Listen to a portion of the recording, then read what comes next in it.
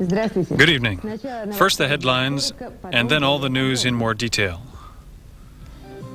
The government of Russia is prepared to make certain corrections in its course. According to Yegor Gaidar, this could affect price regulation on consumer goods and on goods produced by monopolies. Today at the Congress of Russian Farmers, delegates announced that farmers are not yet able to feed the country. Today, embassies of the United States opened simultaneously in 3 capitals of the CIS countries, Alma-Ata, Yerevan, and Bishkek. The President of Italy has decided to dissolve the parliament. The election campaign began there today. The CIS soccer championships will not take place. 5 Moscow teams refused to participate in the tournament. Now the news in greater detail. As was announced this morning, the Presidium of the Russian Supreme Soviet was to have discussed joint decree of the Supreme Soviet and the government on social protection of the population and on price formulation on several types of goods. This was the first issue, but in addition to this, there were 12 other issues. They considered them all, but we are most concerned, of course, with the first. I already am holding the decree of the Presidium of the Supreme Soviet, which was adopted jointly with the Russian government. In accordance with this decree, the value-added tax on the income of restaurants and food enterprises is repealed. The first month of swimming in the ocean of market, or more specifically increased prices, has shown that both the Parliament and the government must take steps to provide for pensioners, students, and children, which was done today. The value-added tax was repealed on income from cafeterias, kindergartens, hospitals, and other social and cultural organizations which are funded from the budget. On the sale of flour, pasta products, grain products, milk, yogurt, cottage cheese, and butter, the value-added tax is set at 15%. The Presidium considered the results of the meeting in Minsk of the parliamentary leaders of the CIS member countries. The committees and commissions were ordered to prepare plans to create interparliamentary commissions, considering during this process the mutual interests of all the Commonwealth member countries. The former Foreign Affairs Press Center on Zubovskaya Square today became the official press center of the Russian government. Government representatives met there today with Soviet and foreign journalists. In recent days, many observers, both those who traditionally support the government and those generally critical of it, have begun to express more doubts about the government's activities. But the government itself has been given a different evaluation. Today it was expressed.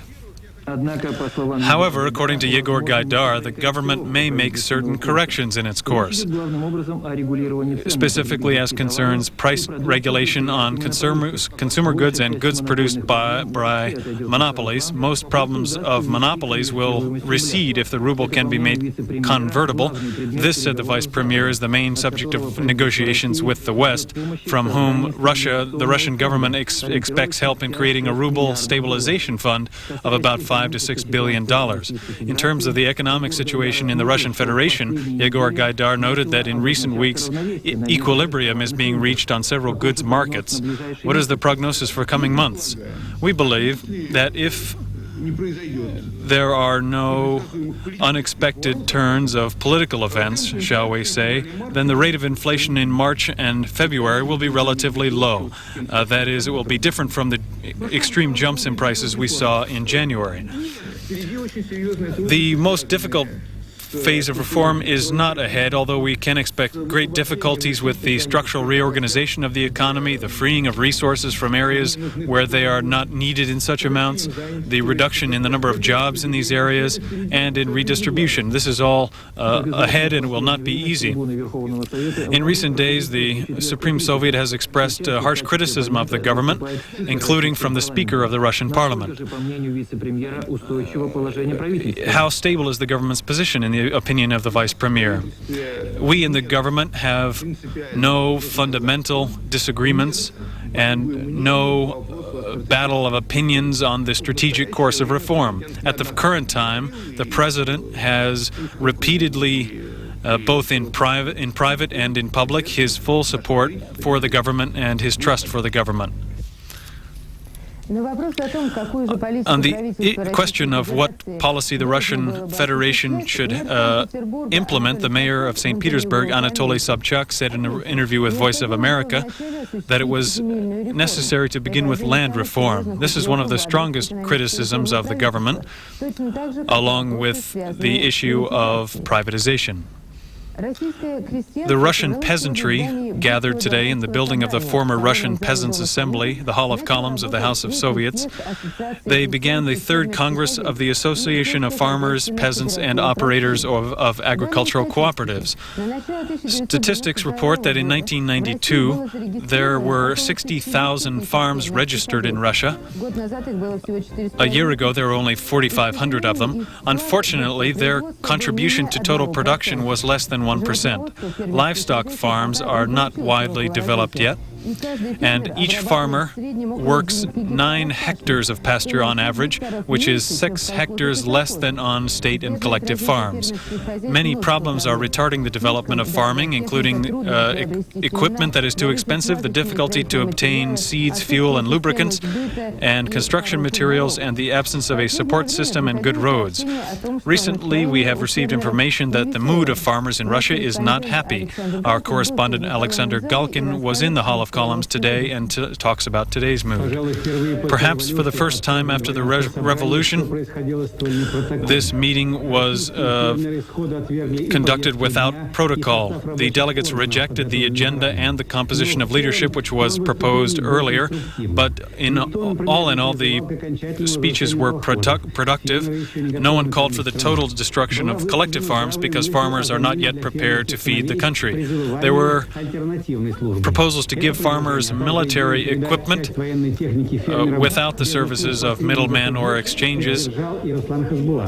This proposal was supported by Ruslan Khasbolatov. Both he and Yegor Gaidar had to sweat as they answered the deputy's questions, and passions did not cool even during the breaks. When will the farmers feed the country? Farmers will be able to feed the country only when, in the countryside, they take power into their own hands. I'll tell you why. Power into their own hands. The farmer must stand on his own 2 feet and should be the legislator, so-called, in the countryside. Only then will be able to feed the people. What he says about power is incorrect. We do not need confrontation with the collective farms and state farms. We need to work together with them. I know that people will build up passions because they have nothing to take home with them. It's one thing to be at this meeting in the Hall of Columns. It's another thing to go home. We cannot simply go home with empty promises. Consumer cooperatives had